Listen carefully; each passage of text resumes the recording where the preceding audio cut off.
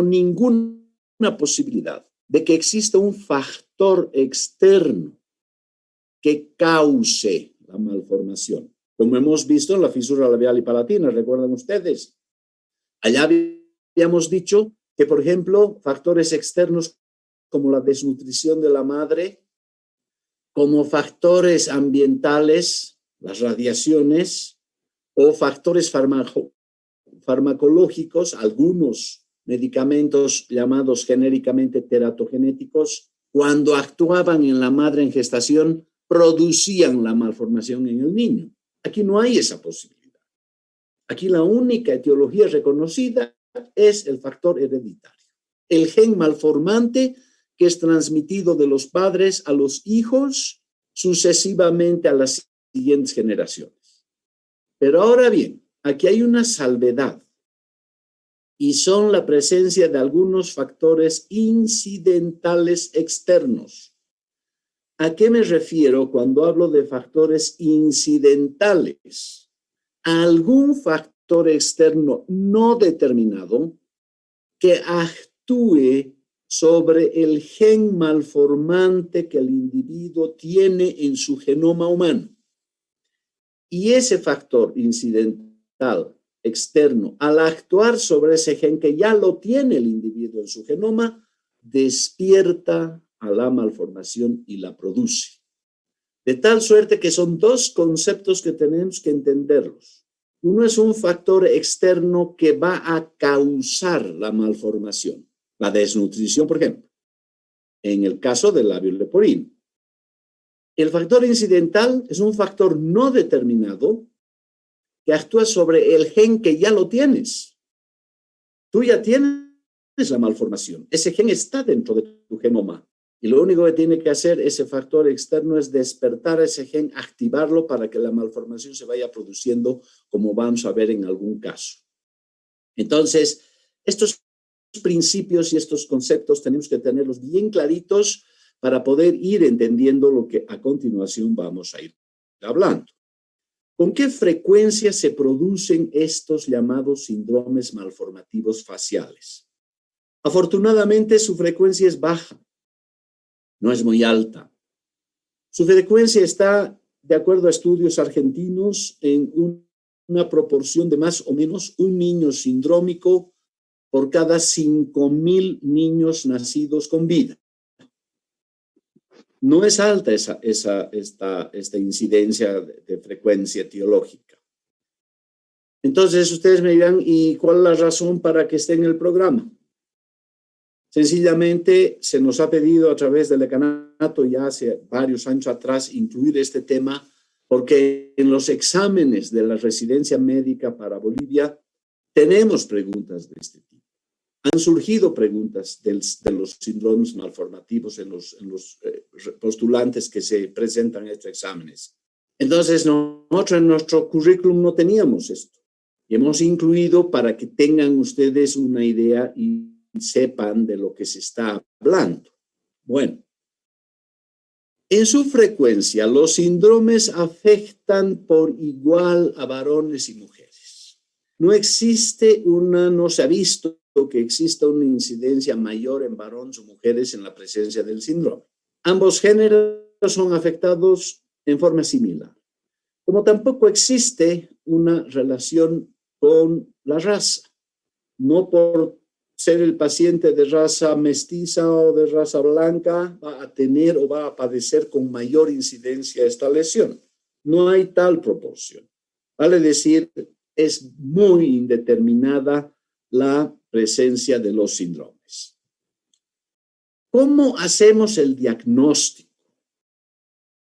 Ustedes me dirán, no debe ser tan difícil. Bastará ver los síndromes, las malformaciones, encontrar más de 3 o más de 2 y con ello titularle un síndrome. Es verdad.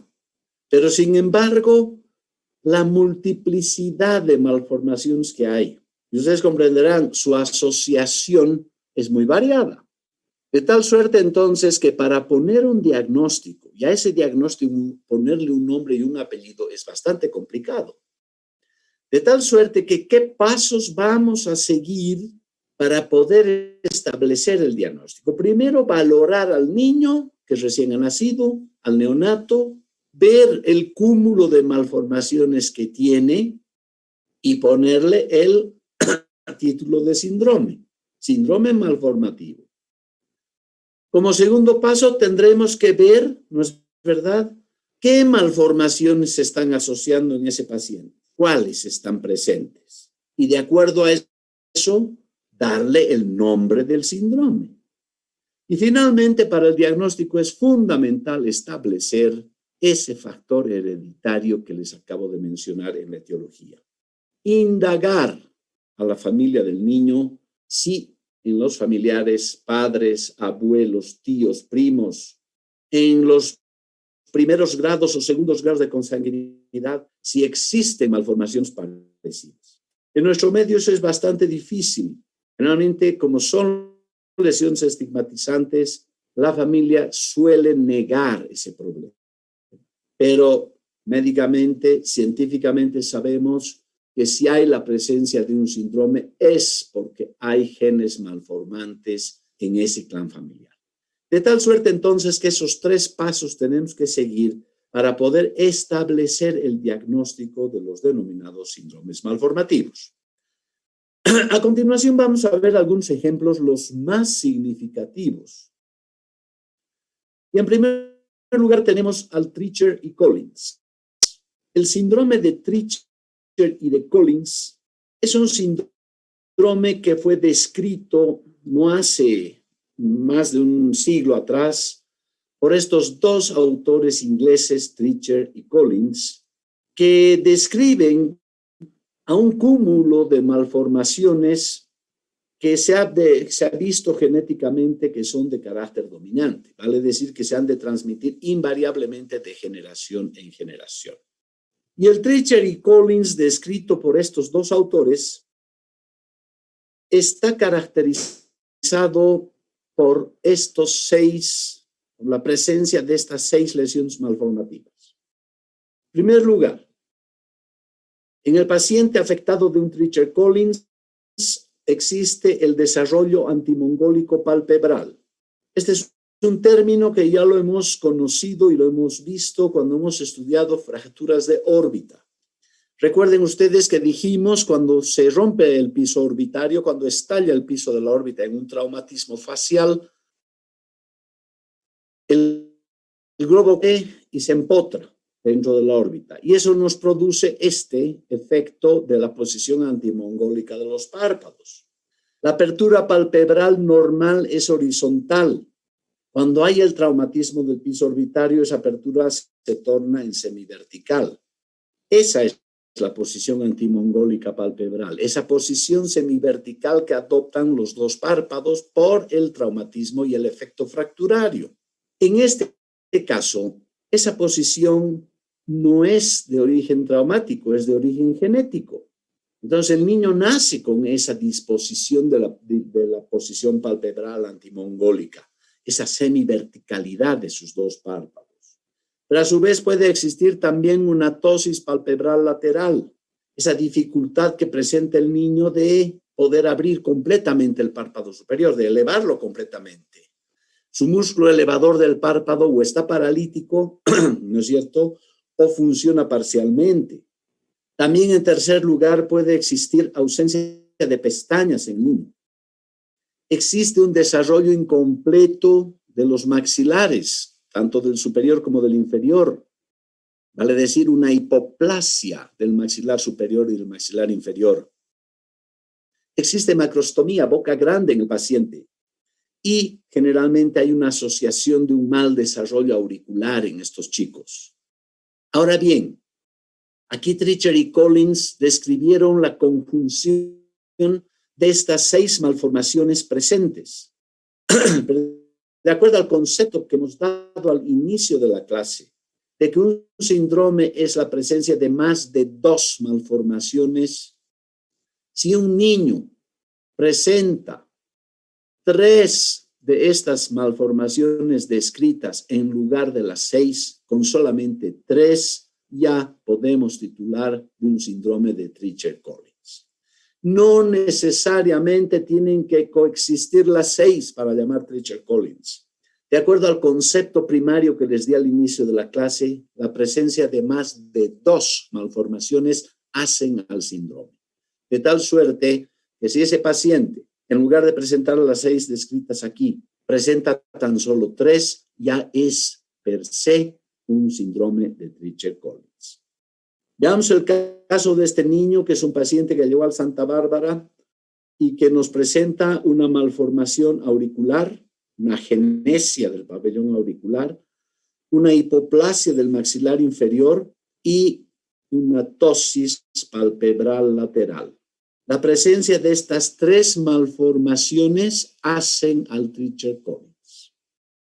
A continuación les muestro esta foto de un libro, de un texto, donde encontramos las 6. Podríamos llamarles el Treacher-Collins perfecto, porque están las 6 malformaciones presentes: agenesia de pabellón auricular, macrostomía, hipoplasia de los maxilares, posición antimongólica palpebral, vale decir una semiverticalidad de la apertura palpebral del lado derecho, comparen con la del izquierdo, ptosis palpebral lateral, ¿no es verdad?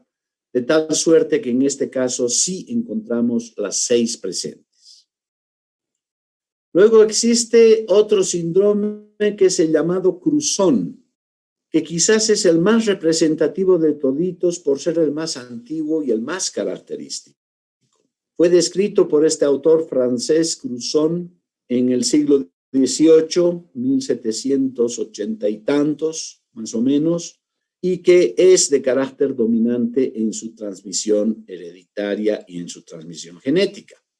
Y les digo que es el más antiguo de todos porque sencillamente este síndrome se lo conoce prácticamente desde la Edad Media. Como cruzón podemos definir a una lesión malformativa de tipo craneofacial. ¿Eso qué significa? Que existen alteraciones tanto en el cráneo como en la cara del niño. Los alumnos de este grupo que son papás o mamás saben que cuando un niño nace con las fontanelas craneales abiertas. ¿Cuál es la razón para que el nacimiento del neonato tengamos las fontanelas craneales abiertas? Sencillamente el hecho de que en la primera infancia, los primeros meses de vida extrauterina, ¿no es verdad?, tiene que cumplirse el desarrollo de la masa encefálica del niño, ya en la vida extrauterina. Y de tal suerte que ese crecimiento del cerebro del niño dentro de un cráneo tiene que darse ampliando la cavidad craneal. Esa es la razón para que las fontanelas estén abiertas. En estos chicos, en estos niños, nacen con el cráneo consolidado, sin fontanelas. La soldadura de los huesos craneales se da ya en el nacimiento. Entonces, en los primeros meses de vida, la masa encefálica de este niño intenta su desarrollo y no puede desarrollarse porque no hay expansión de la caja craneal. Está consolidada, está osificada. Y eso genera un aumento de la presión intracraneal. Y ese aumento de la presión intracraneal nos lleva, por ejemplo, al exoftalmos, esa saliencia de los globos oculares. Nos lleva, por ejemplo, esa presión intracraneal excesiva a lesionarnos el nervio óptico del niño, los nervios ópticos, con lo cual el niño puede padecer ceguera o ser un deficitario visual. Ese insuficiente desarrollo nos lleva al enanismo. Son enanos estos chicos. Son deficitarios intelectuales. Vale decir, hay un déficit intelectual en los niños por esa falta de desarrollo de la masa encefálica. Suele existir hipertelorismo. El hipertelorismo es el aumento de la distancia interpupilar. Las 2 órbitas están completamente separadas, bastante separadas. Existe prognatismo, un desarrollo exagerado del maxilar inferior. Existe hipoplasia en el maxilar superior, lo contrario al prognático. El prognatismo es una hiperplasia del maxilar inferior, desarrollo exagerado. Y la hipoplasia es lo contrario, un desarrollo insuficiente del maxilar superior. Entonces, si nosotros vemos un aspecto de un niño de este tipo de síndrome, encontramos más o menos esto. Vale decir, un hipertelorismo, una distancia interpupilar aumentada, la turricefalia como efecto del aumento de la presión intracraneal. Seguramente esta niña es deficitaria intelectual y es una deficitaria visual. No podemos apreciar muy bien el desarrollo de los maxilares porque es muy pequeña, pero ya tenemos mínimamente 3 elementos que nos llevan a pensar en un cruzón. O este tema clásico de un niño, ¿no es cierto?, de un enano característico del cruzón. Estos eran los bufones en las cortes europeas del siglo XVIII. O en los circos. Los payasos de los circos, algunos de ellos eran estos personajes con esa turricefalia muy marcada, un hipertelorismo exagerado, vale decir un aumento de la distancia pupilar amplio, un prognatismo marcado, una hipoplasia del maxilar inferior, la nariz en pico del oro característica, deficitario visual y deficitario intelectual con toda seguridad. De tal suerte entonces que el cruzón es la característica típica de este personaje que vemos aquí. Apert es un otro síndrome descrito a principios de la primera década del siglo XX, 1914, en la época de la Primera Guerra Mundial, por este autor norteamericano, Apert, quien lo único que hizo es aditamentar al cruzón, a lo que acabo de describirles, una malformación más que es la sindactilia.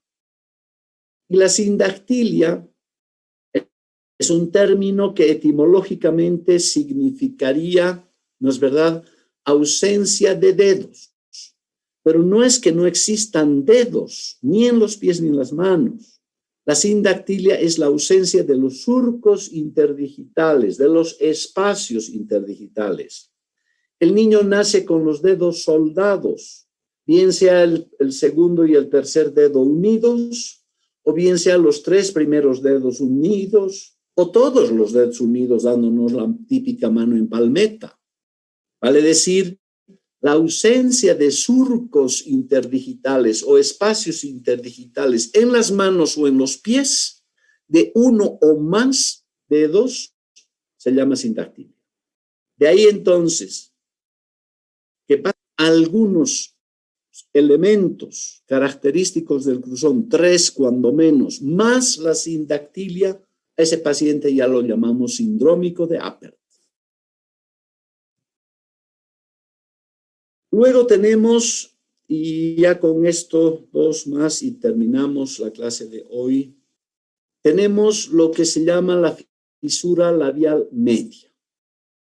Y aquí yo quiero recordarles cuando estudiamos fisura del labio leporino, cuando analizábamos la clasificación de las fisuras del labio, hablábamos de que en las fisuras labiales, ¿no es cierto?, existían fisuras labiales unilaterales que podrían ser derecha o izquierda, fisuras labiales bilaterales o fisuras labiales medias, cuando la apertura del labio superior se presentaba en el punto medio del labio, es decir, en esa acanaladura que tenemos que es el filtrum labial, que está por debajo de la columela nasal. Y les dije en aquella oportunidad que la fisura labial media era rara, no era afortunadamente muy frecuente, y que se la estudiaba conjuntamente a los denominados síndromes malformativos, porque se asociaba siempre la fisura labial media a otras lesiones malformativas más, por eso era parte de un síndrome. Y esta fisura labial media, muchachos, puede ser de 2 tipos. La variable hipotelórica, es la que vamos a ver enseguida.